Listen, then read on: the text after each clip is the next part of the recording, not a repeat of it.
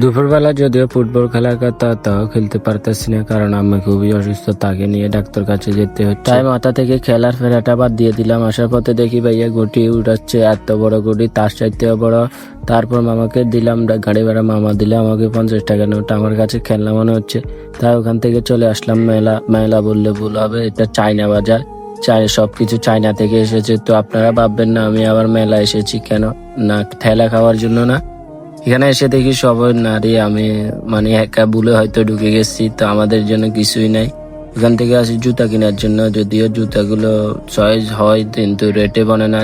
আজকে নেওয়ার মতো আসি না, এটা আর কি। তো এখান থেকে আসি নামাজ পড়তে।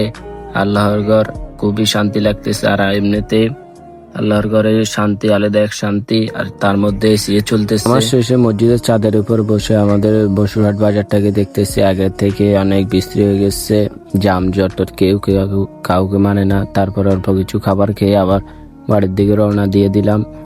কিছু মালামাল নিয়ে আমার দোকানের জন্য। গাইস, আমার একটা ব্যবসা আছে, তোমরা যদি চাও তোমাদেরকে দেখাবো। তো আজকের জন্য এতটুকুই। সব ভালো থাকবা, সুস্থ থাকবা, আর আমার জন্য দোয়া করবা। তো আসার পথে গাইস আবার একটা আমও পেয়েছি।